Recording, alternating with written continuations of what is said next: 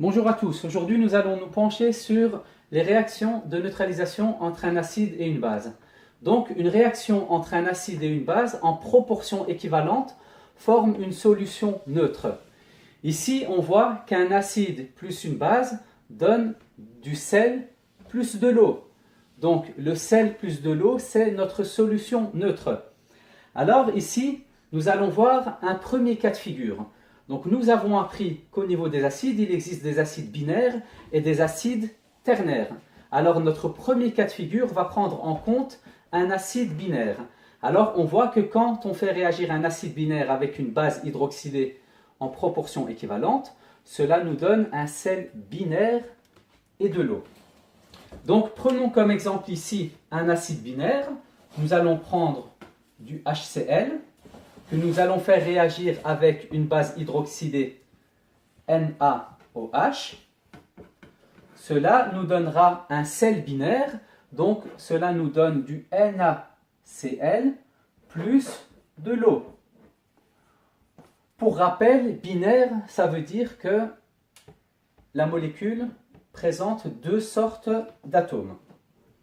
Alors maintenant, nous allons écrire la formule générale ici pour notre acide binaire.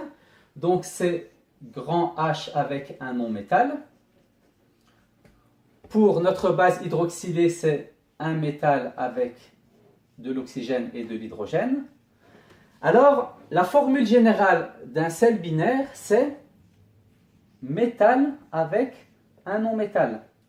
Et ensuite, ici, on note H2O tel quel, parce qu'il n'a pas de fonction, spécifique. Très bien, donc ceci c'était pour notre premier cas de figure. Alors maintenant nous allons passer à notre deuxième cas de figure. Alors pour notre deuxième cas de figure, nous allons prendre en compte un acide ternaire que l'on va faire réagir avec une base hydroxylée en proportion équivalente.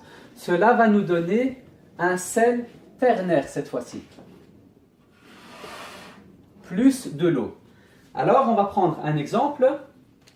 Ici, pour notre acide ternaire, nous allons prendre du H2SO4 que nous allons faire réagir avec notre base hydroxylée NaOH. Et cela va nous donner du Na2SO4 plus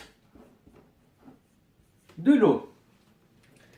Alors, on va noter les formules générales pour l'acide ternaire. Donc, c'est bien grand H avec un non-métal suivi d'un oxygène, plus pour la base hydroxylée, nous avons donc un métal suivi de OH.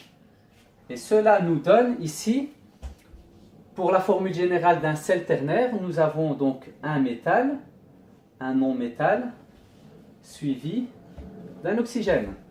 Et ensuite, nous notons ici H2O tel quel. Alors ici, nous voyons que pour un acide ternaire, nous avons obtenu un sel ternaire. Merci d'avoir suivi cette vidéo et bon travail à tout le monde.